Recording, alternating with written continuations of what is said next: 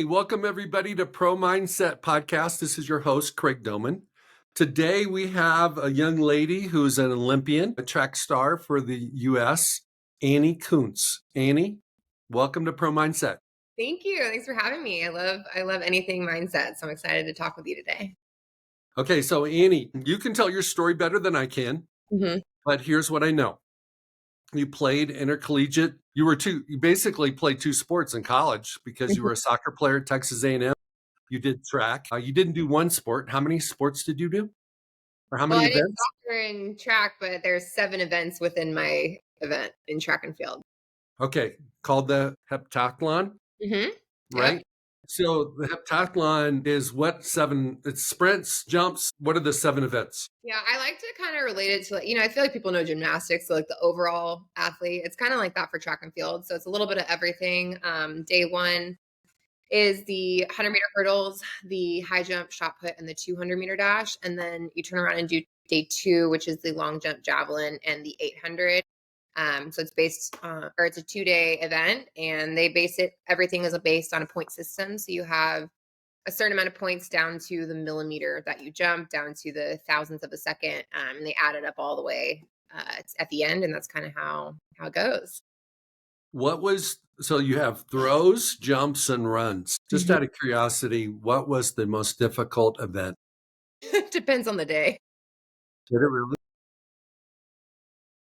It's funny. Notoriously, throughout my career, javelin was my weakest event by far. It's just Americans don't grow up throwing the javelin. It's definitely more of a European strength. They throw that thing so far. So typically, the Americans kind of fall off when javelin comes around. So that was my weakness for a very, very long time until the end of my career, like the last 3 years of my career. Actually, the last 2 years probably. It started to finally click, and that actually became one of my strengths. So it really just kind of depended on the year, honestly. It's funny, that's the heptathlon where you start to figure something out and then something kind of falls off, and that's kind of what keeps you into it. It's you don't get burnt out of anything. And so yeah, I would say the javelin used to be, but then I pretty much was the last few years, I was pretty solid across the board. I didn't really have any events where I dropped off too far. And I would say I'm more of like a European style heptathlete, which is more like power and throws. The shot put is one of my best events. I have the Olympic-trials record in that. And so the throws ended up being one of my strengths for sure. Describe your body. I know you're at least 5'11", but like what how did God make you? Tall. I'm very tall. I'm about 6 feet tall. I'm just under, and definitely like a thoroughbred horse. Compare it to something. I'm all legs, and all my power is in my legs and long limbs. I think my wingspan is like 6'3". I was always taller than all the kids growing up. All my pictures with my friends, I'm about a foot height difference every year that we got older. Was taller than all the boys in high school until like junior year when they started finally growing. So my dad used to call me olive oil when I was younger because I was just skin and bone, super tall. I think I was like a 00 extra long in my jeans, like my freshman year of high school. So tall and skinny for a while, and then developed that power through college and in my professional career for sure. Okay, Annie, let's go back to elementary school when you might have been taller than some of the teachers,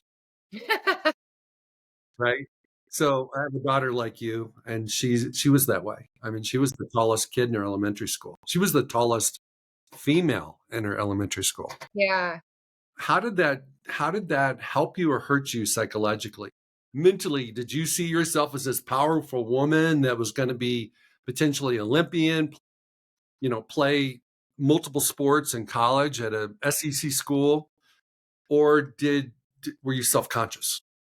It's a great question. I think being tall as a girl can be really hard, to be completely honest, growing up. It's funny because I feel like I saw myself in two different lenses, like you just said. I feel like when it came to sports and athletics, I felt confident. I felt like, wow, I've been given this thing that is a gift. It sets me apart from people. It helps me when it comes to athletics. Personal, social side of things, I felt the insecurity of just being a bit of you just stand out, and not always in the way you want to. So, and I think it's hard, with boys and crushes and I developed later even, I hit puberty later. So I just had a lot of, I think my height and just the development hitting later was definitely something that it was a huge insecurity of mine for a very long time. I would say until college is when I started really feeling confident and feeling like, oh my God, this thing is beautiful. I love my height. There's taller boys and you don't feel quite as like limited and who you can have a crush on and things like that. So yeah, I think it's definitely something that takes some time to feel comfortable in your own skin. Because you just kind of feel like you stand out in a way that you don't want to sometimes. Well, it's interesting. The girl that's a superstar for UCLA is from Denver as well, Hmm. 6'7". Oh my God. And that is such an awesome asset when you're on the basketball court. Hmm. But she's dealt with mental health struggles Yeah, I can imagine. because everywhere she goes, she's like a freak show. And so, My fiance. you're okay. So you're engaged. How tall is he? He is 6'4", almost 6'5". He's tall. So our kids are going to be giants. That's why I was asking, because my daughter's engaged to a guy that's 6'7". So Yeah. bottom line is, what is going to happen? And what can you and your husband to be do in preparation of, let's say, your first child's a girl, and Yeah. she's going to be probably 6 foot or taller. Hmm. Yeah. I mean, I think about that a lot. You know what I think about a lot is people are going to think our kids are dumb because they're going to be like, they're going to look like a 4-year-old. They're like a year and a half. They're going to be like, why isn't that kid talking yet? But I'm glad that I'll be able to relate to, if I have a daughter and they are taller, I'll be able to relate to them. And I've been through everything that they'll probably be feeling. So I'm glad that I can be an ally and a resource for them. It's one of those things too that, it really just takes time to kind of get comfortable in your own skin. And there's just that awkward, middle school to high school awkward stage where you're still developing, and that I don't know that there's much I'll be able to say. It's really just being there as a comfort and an ally of like, I've been through this, I know how it feels, and you just got to give it time. You'll get the boys start developing later. You'll get to college and you'll feel like you have a whole new world. You'll be around athletes and things like that. So I don't know that I'll be able to say anything to comfort because, my mom couldn't really say much to me either. It's just kind of got to give it time. And she'll probably be a late bloomer like I was, which is not fun at times. And so I'm hoping I can just kind of be a resource to know how she feels and relate in that moment. Because it's just kind of something you got to write out and start to feel comfortable with time. Okay, I'm going to be the devil's advocate for a second, Annie. Why can't you tell let's say you have a daughter and she's like 7, and she is taller than everyone else, Mm-hmm. and she's getting ready to go to school. Have a conversation with her where you say, "Hey, this is our family. This is what we do. This is how we're designed. This is how we're created. Mom and Dad are tall. We're taller than most of your friends' parents, and Mm-hmm. this is how it's going to play out. Mm-hmm. You're going to feel like Superwoman when you're on the court, when you're on the field, when you're on the track. Yeah. You're going to feel awkward sometimes in class because people are going to make fun of you because they're going to start nicknaming you like the giraffe or things like that because you're taller Yeah. than The them." names that I got called. Yeah. Yeah. And it's like, help them understand that, hey, it's okay. Yeah, I mean, I think that would I probably didn't touch on that, but like, I honestly would probably, the advice that I would give is like, God gave you this beautiful thing and made you this way for a perfect purpose and reason. And it's beautiful, and it's not something to be embarrassed about. It's something to embrace. And I think I would just really try to nail that in, is like, embrace who you are, be confident and proud of this height that you've been given, because it's honestly gonna build your character in a lot of way, because you're gonna have to deal with that kind of thing, with people making fun of you or being called names, and it's gonna build this armor and resilience in you. So I think it's something that is just a mindset and a perspective shift, to not be embarrassed or being insecure is gonna come no matter what. You can't really say much of that. You're gonna have moments where you're feeling insecure about it. But just kind of having that mindset shift of, this is something that's a beautiful thing that God gave me, and it's gonna hopefully help me in whatever, if they are, I'm assuming they'll be in athletics. With my fiance and I were both, he played baseball. I obviously have gone to Olympics and things like that. So it's going to help you in that area, and it's going to shape who you are. And it's just something to embrace and not be ashamed of. Okay. I like that a lot better. That's exactly. I'm just serious because I'm going to be hopefully a grandfather sometime soon. And it's like, I want my grandkids to know, hey, it's okay. Yeah. This is what's going to happen.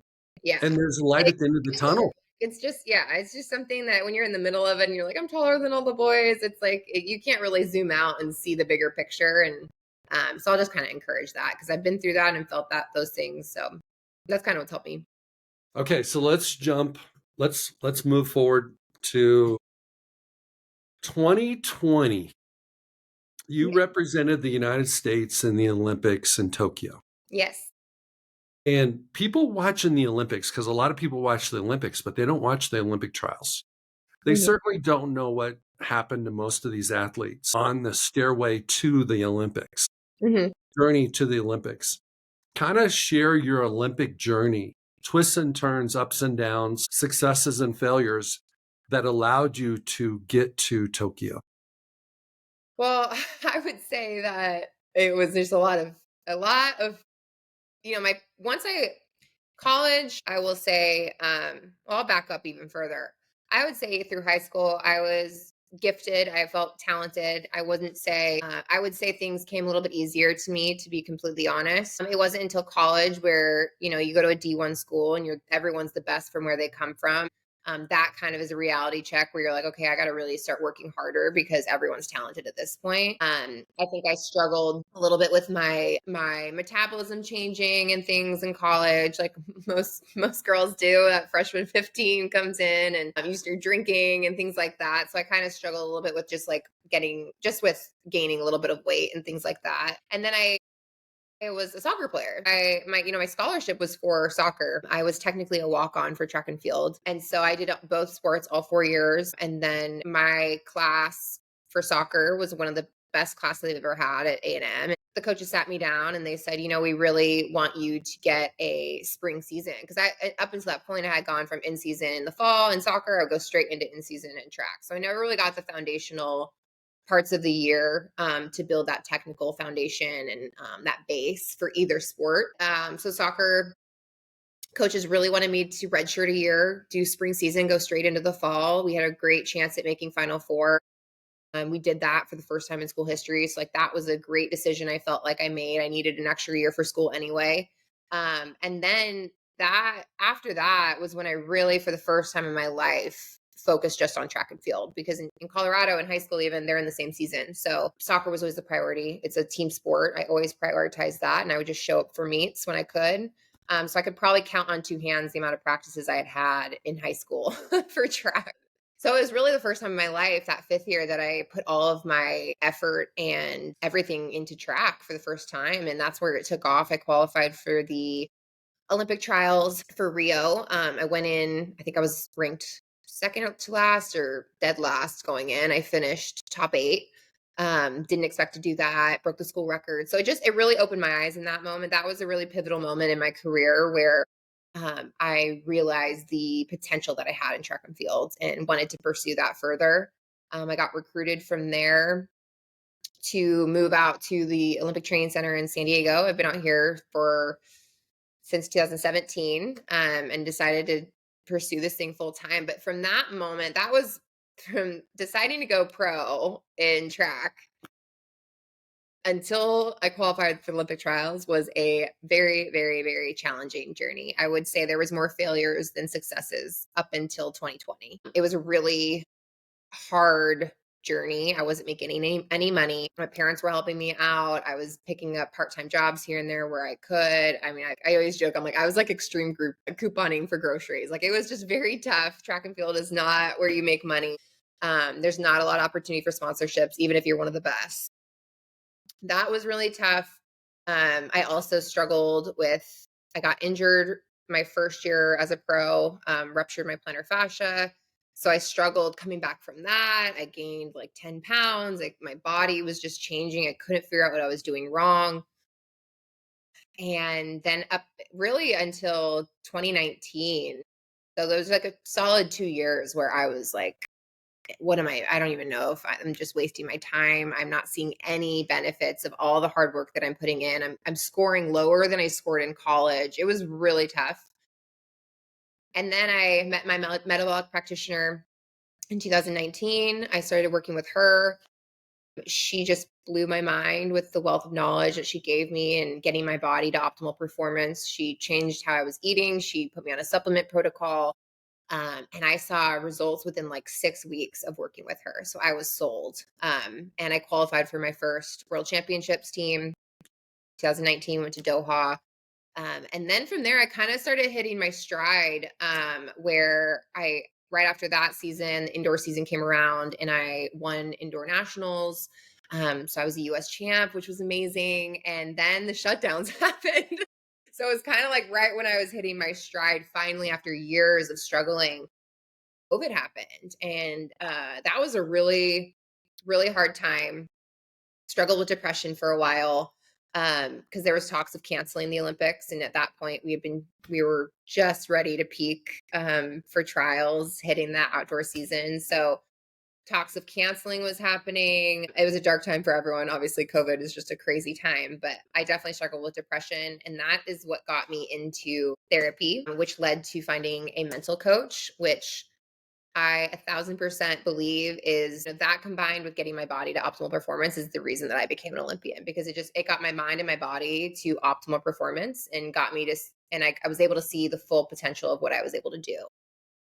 And so I started working with him, I think November of the Olympic year. So like November 2020. And then the Olympic trials were obviously pushed because of COVID. So they were that summer in 2021. Yeah, it's just been a crazy journey to get there. A lot of failures, but I always say, your failures teach you so much more than any of your successes. So I'm very grateful that my road to the Olympics was bumpy, because it shaped who I am today, and I'm just super grateful for the whole process. Okay, Annie, let's go into your darkest day of depression. Mm-hmm. Describe that. What was when you found yourself depressed? Was Mm-hmm. it you didn't like yourself? You didn't like your mission? You didn't feel like you're aligned with your mission? You didn't feel seen? You didn't feel heard? What were some of the symptoms of your depression?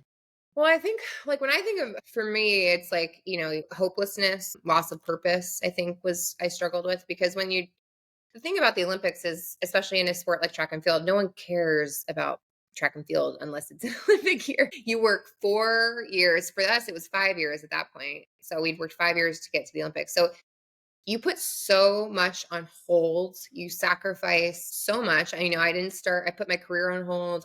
Relationship even gets put on hold. It's on the back burner. You are married to your sport in a way, because you have this massive goal that you're chasing, and you'll do everything you can to get there. So when that thing gets ripped away from you the way that it did during COVID, and for that month of wonder, having talks of it being canceled, it's like, I've worked for how many years now? I put so much on hold. I've sacrificed so much for this thing. And so for it to get ripped away in that way, and not even have the idea of not getting to even try and have this thing that I've been working for, and finally feeling like I'm getting to like my optimal performance. I'm firing on all cylinders. I feel like I'm ready. And so that was just really, really tough. It was a tough pill to swallow, that like it could all be for nothing. And for me, it just manifested, we've all had relationship breakups and depression, I feel like, in a way where you're heartbroken in that way. For me, this was different. Like it manifested in just, I couldn't even do the most mundane things. Like I remember my dog had a rash and was scratching, and I couldn't even call the vet to make an appointment. That felt like just a huge feat to be able to do that.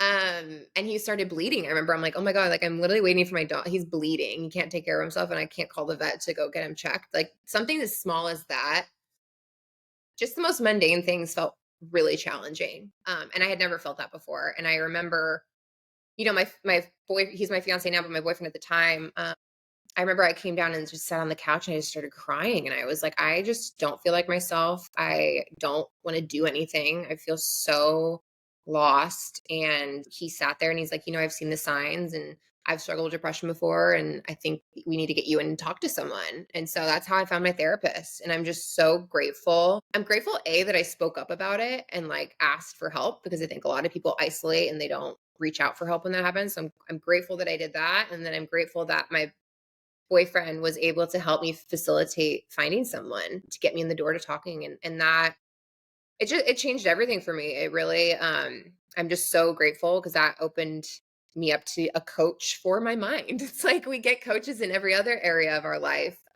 And I had a therapist for day-to-day life. And then I found my mental coach that helped me specifically with my sports stuff.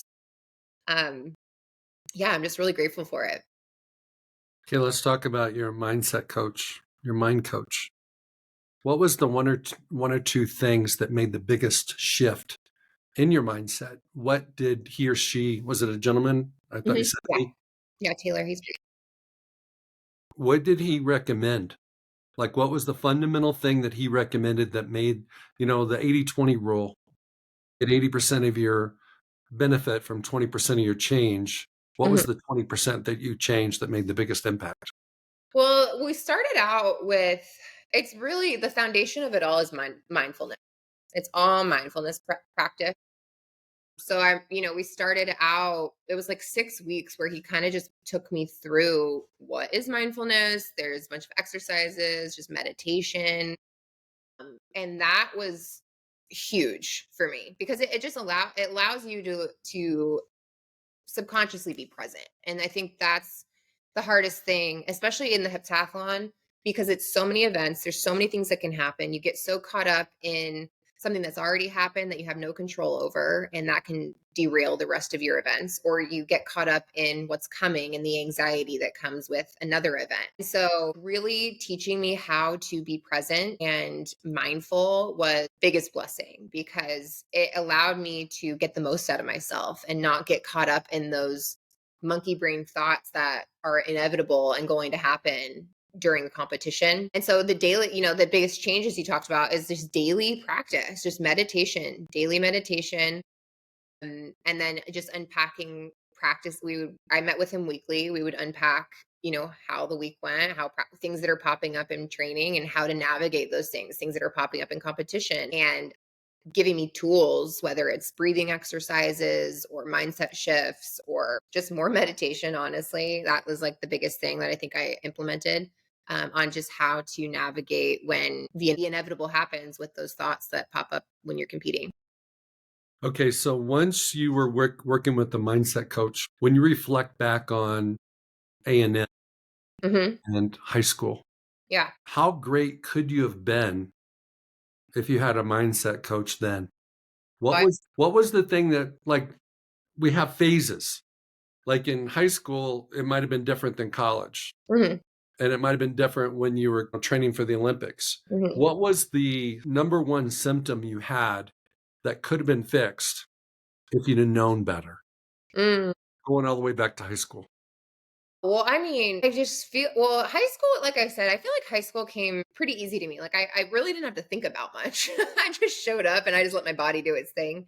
It really was more in college where your mind starts really getting in the way of things. And, even just like with coaches, they'll say things, or, you're on the bench for a couple weeks in practice, or you're not starting. And then that gets in your head. There's just things that start popping up. You start comparing yourself to other competitors or teammates.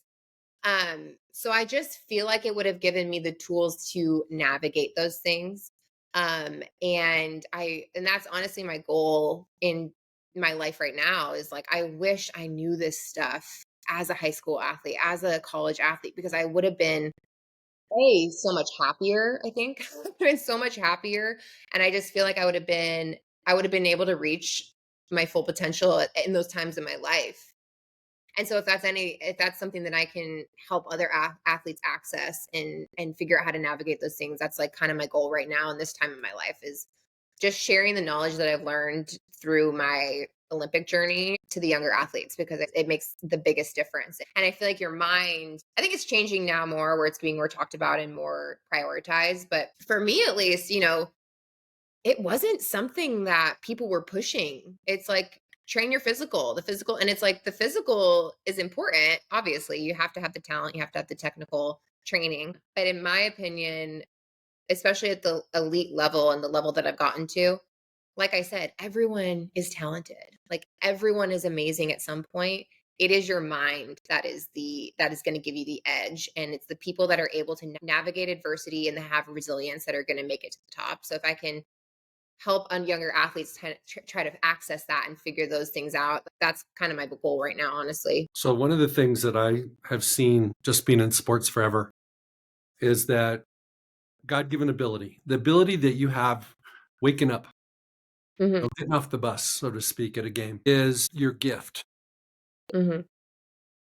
And then when you put in the work the coaches want you to put in, whether it's in the weight room, speed work, whatever it is, technical work, and especially in some of the throws and whatnot, and track and your footwork and in soccer, you add those two together, and that's what shows up on the pitch. That's what shows up on the track.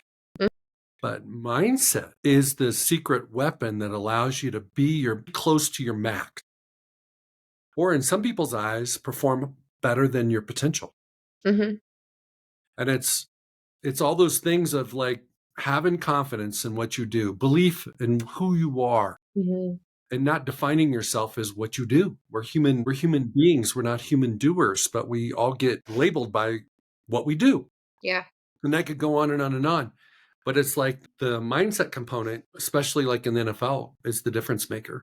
Hmm. Absolutely. Completely agree. I feel like it's the thing that sets you apart. And that's why I am such an advocate on training your mind daily in different ways. But it really, to me, is the reason that I was able to, because like for me at the Olympic trials, I didn't have a score for 2 years going into Olympic trials. So I had no clue what I was about to. I didn't know. I knew I felt ready, but I didn't know what the numbers were going to be. I had no clue. And that caused a lot of anxiety. It caused a lot of fear. Fear popped up the whole Olympic year. And so I fully believe that that year of training, my mind allowed me to handle such a high pressure cooker situation. There is like truly the Olympic trials, especially for track and field, they say it's the hardest team to make because the US is so good in track and field. It's harder than the Olympics in a lot of ways. And a lot of the other countries don't have to have an Olympic trials. They get selected. So you got to get top 3 at the Olympic trials. It's like one of the highest pressure situations you can think of. And so for me not having a score going into that, I was terrified. I had, up until probably like 3 days before the Olympic trials when I finally was able to just let go of that fear and trust my training and trust my mindset training. And I swear it is what allowed me to get the most out of myself at Olympic trials. And I blew myself out of the water. I had no idea what I was even capable of. And what I even thought I could do, I blew that out of the water. So I'm just such an advocate on it because it really does get you to get to your best, or at least close to it.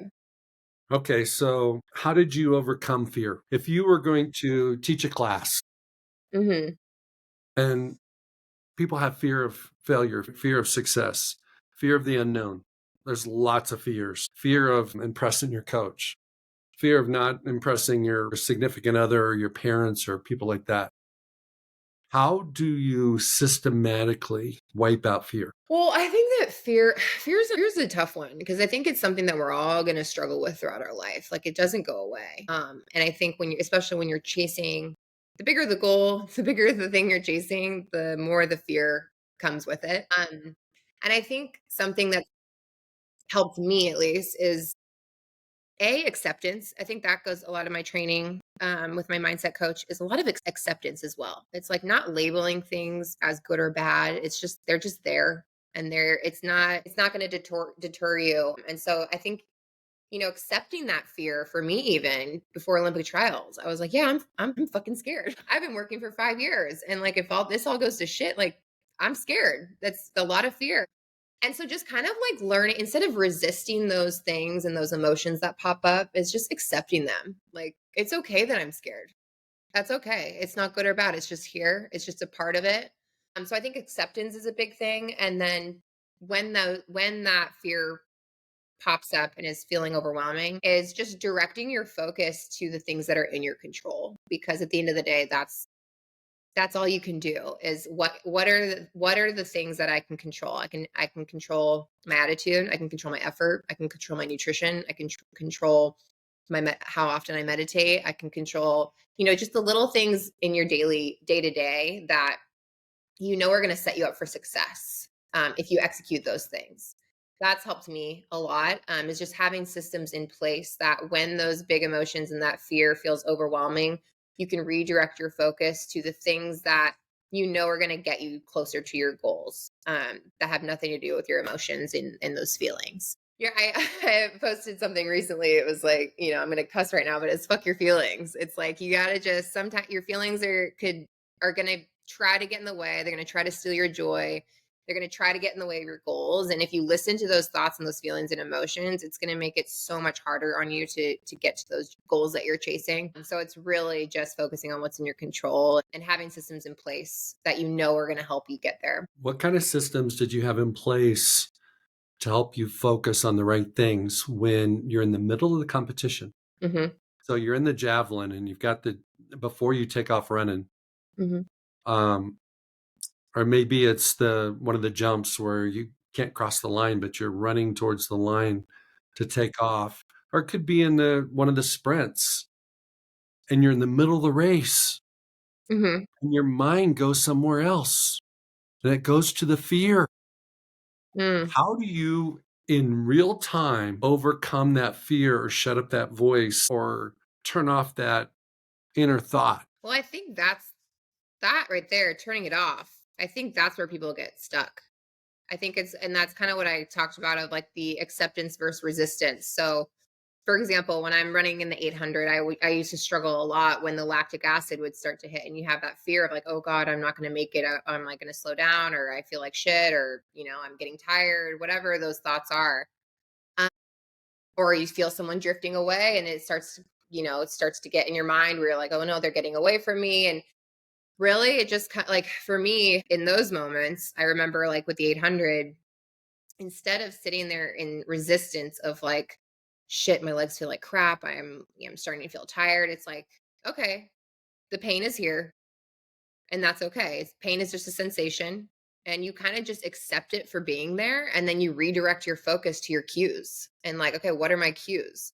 My cues are my arms, go to my arms. My cue is my breathing, focus on my breathing. So you have accepting things that pop up and then redirecting that focus to the things that are in your control and the cues that you have that you know are going to get you to execute better. That's kind of my system. And I always have cues, 2 to 3 cues. I think 2 is probably the best because I think as you start adding more, you can get kind of lost. Just having really simple 2 cues for each event that I know would get me to execute what I'm trying to achieve. So like whether it's the hurdle and it's my trail arm or my trail leg or my arm, quick arm down, like it's just having cues that you can go back to when those random thoughts start popping up and just accepting those thoughts and coming back. And that's kind of what mindfulness practice is. You kind of witness those emotions as they pass and accept them for being there, and then you go back to directing your focus to your cues. Okay, so you can do those cues mid-race. Let's say you're doing the 300-meter hurdles. Mm-hmm. I totally jam with that. But you're getting ready to step into the starting blocks and you have that fear. Yeah, you're not running yet. It's Mm-hmm. pre-event. It's literally within a minute of taking off.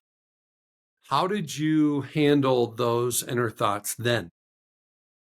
You go to visualizing the race because that's also where that's in my control. I can visualize, and that's what I always tell athletes too is like visualizing is not taxing on your body and it's reps. Your body does not know if it's real or it's not. Going to visualizing the race when those fearful pop when the anxiety thoughts start to pop in, it's like you have to redirect your mind to something productive, and visualizing the race is typically what I would go to because those moments right before when you're getting in the blocks, it's such a high pressure situation. It's very your adrenaline is bumping, like it is a lot. And so the thing that would just keep my mind occupied is playing the race, me executing the race the way that I want to execute it over and over and over and over again. And even the cues that I want to execute. So, say I have 3 cues in before the race that I want to execute.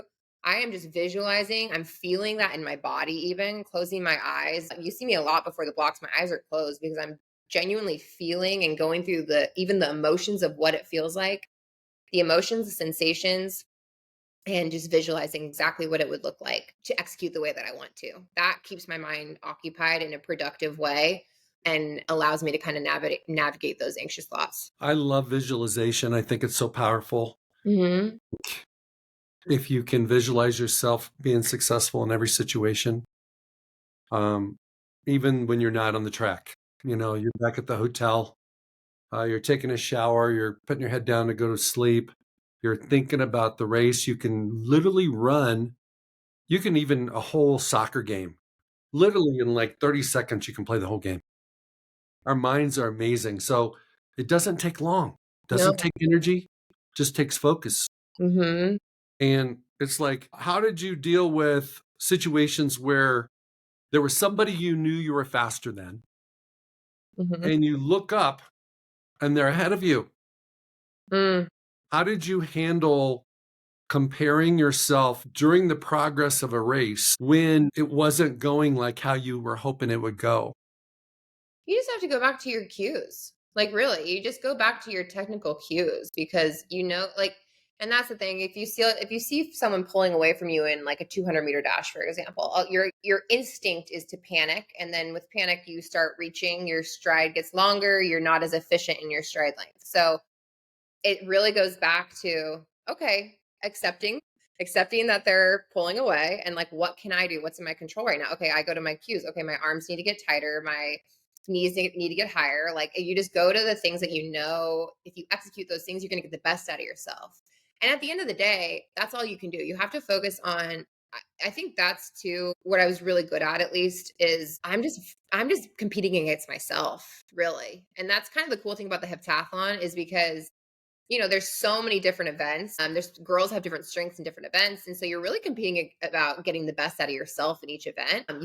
You could not win an event, and you could still win the heptathlon. So it's a really unique event in that way, and I think it's cool because it really allows you to just focus on yourself and competing against yourself and getting the best out of yourself. So it really comes down to just kind of like accepting. Again, probably sound annoying with that, but that really was like a foundational thing in my training of, I can control how fast she's running today. All I can control is how well I execute today. So going back to your cues and what will get the best out of you that day. One of the things I tell my clients and my players is, can't control how somebody else is going to show up. Hmm. You only got you, and it's really versus you. And the objective should always be to be your best. So here's a question for you. Would you rather win an Olympic medal and not perform your best, Hmm. or perform your very best ever and not medal? Ooh, that's a tough question. That's a tough question. As an athlete, you're always chasing the medals, you're chasing the championships, you want the best. I think what I've also learned too, though, and this might go off topic a little bit, but like, there's always going to be that next thing that you're chasing, and I struggled with this a lot the last couple years, honestly, in my career, where I wasn't finding as much joy in my sport as I used to, and I had to take a look at that.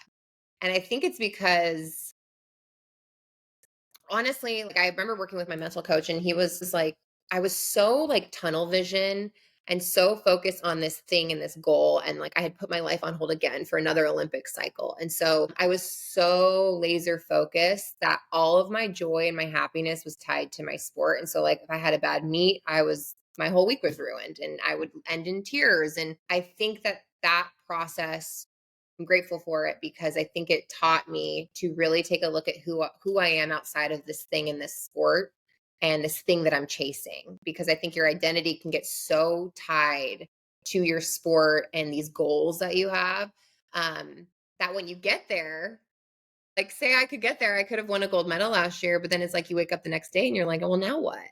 Because all of your joy and your happiness was tied to this thing, and now it's over. And so, um, I think I would prefer to get the best out of myself and not. And that's kind of been my journey. I feel like I've gotten the best out of myself. I haven't won a gold medal. I haven't won an Olympic medal. I won an Olympic trials gold medal, and I never expected I would do that. I made the Olympics. I never expected I was my goal, but I didn't know that I could do it. I got there, and then your goals change, and you're always kind of going to be chasing the next thing. So that's kind of definitely a mindset and perspective shift and change that I've kind of gone through this last couple years. And I think it prepared me for this year ending the way that it did at Olympic trials, just getting injured the way that I did. I think I worked through a lot of figuring out who I am outside of my sport and like what brings me joy outside of track. So that when that got ripped away from me the way that it did, obviously it was awful and I grieved the loss of my dream and what I'd worked for. But I feel like I had the foundation of knowing who I am outside of track and field, so that when it did get ripped away, I still had that hope and that purpose and things that I was excited about and that joy from other things because I had worked on it so hard throughout the last couple years. Okay, when you meet somebody new and they ask you your story with respect to the Olympics, what is your story with respect to the Olympics? Well, I would say kind of how we started the conversation. Your failures teach you so much more than any of your successes, and I think that's the other thing too. You get so caught up on the end goal, right? Like the end goal is the Olympics. The end goal is winning a medal. The end goal is this championship that we're working towards. That you get lost in not enjoying the process to get there. And I think the process and the journey, when I look back at my career and the Olympics and everything that I've learned, I'm more grateful and I look back and I cherish the process more than anything. The Olympics it's over in 2 weeks. And I think that's why a lot of people struggle because it's like this pinnacle moment that you've worked your entire life for.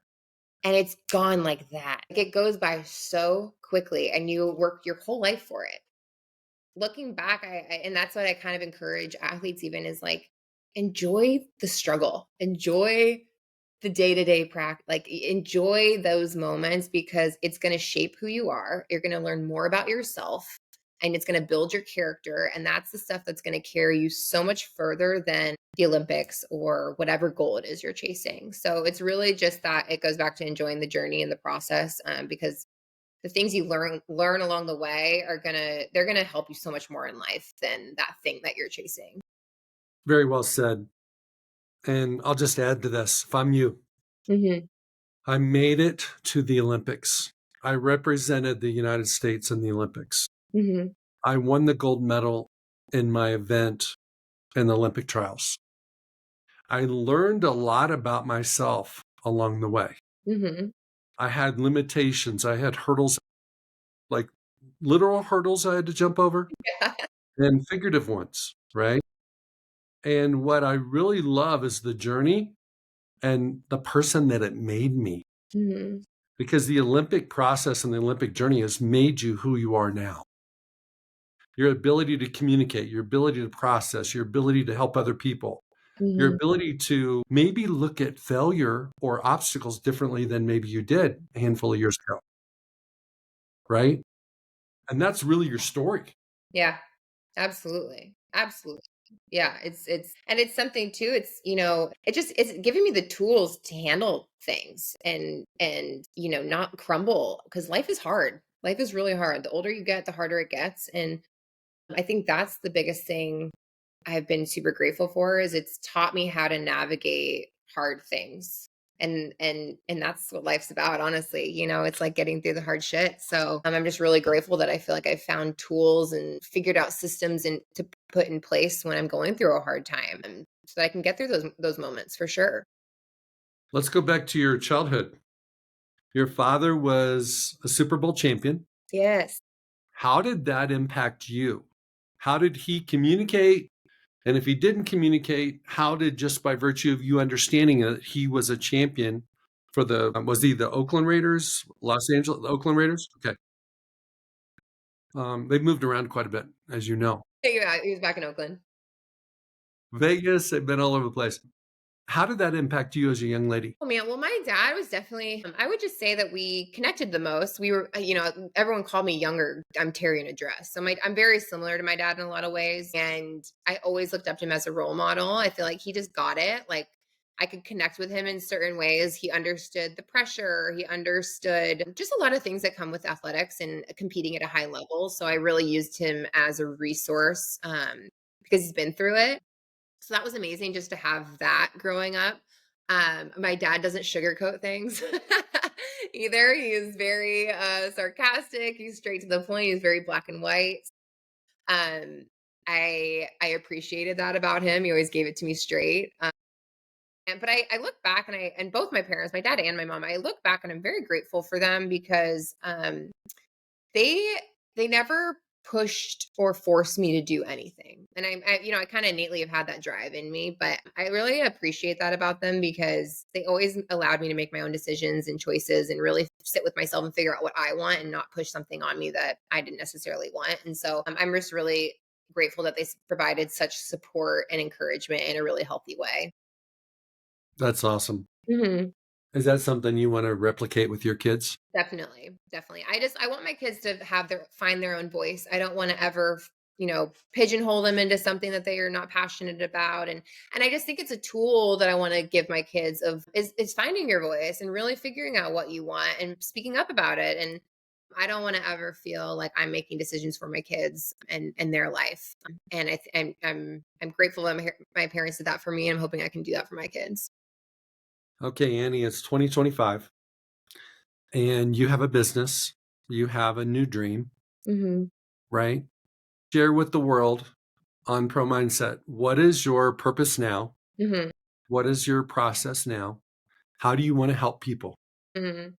I mean, that's what it comes down. I really am passionate about helping people. And I think that I've learned so much along my journey that I wish I had known younger.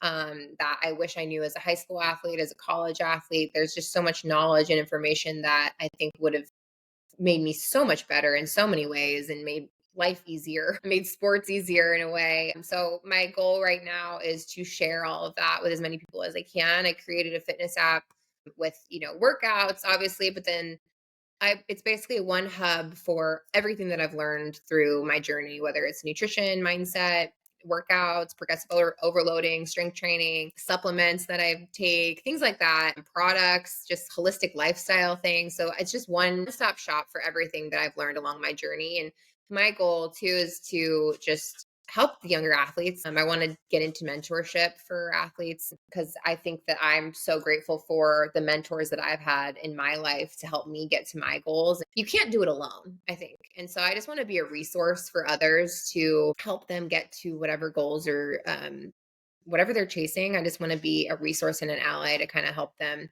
give them some tools and knowledge and things that have helped me to hopefully help them.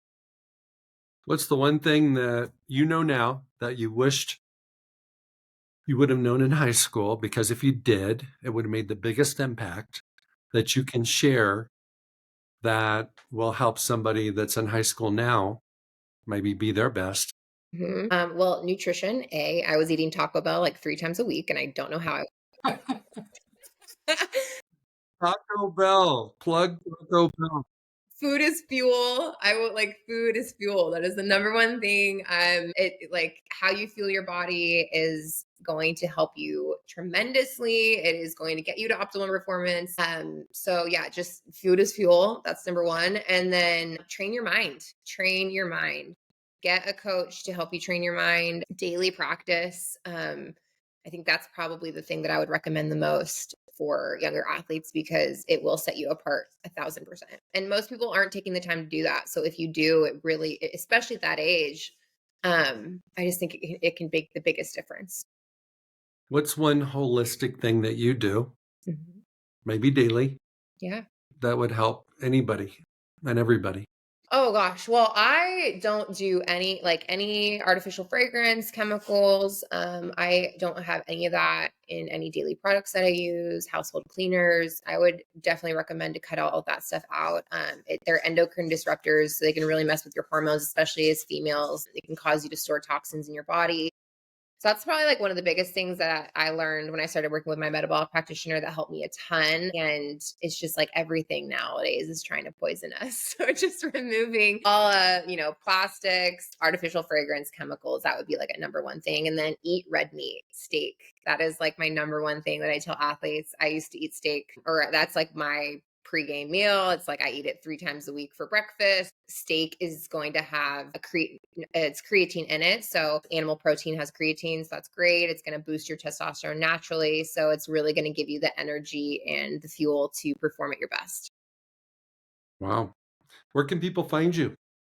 Instagram is probably the best place. I'm on Instagram, Annie_Kunz7. And then I'm still trying to get on TikTok. I feel very geriatric on there, but I'm on TikTok. It's Annie Kunz 6703. And then my app and my website is linked in my bio on Instagram, but it's the Daily Dose app. So those are kind of all the places you can find me right now.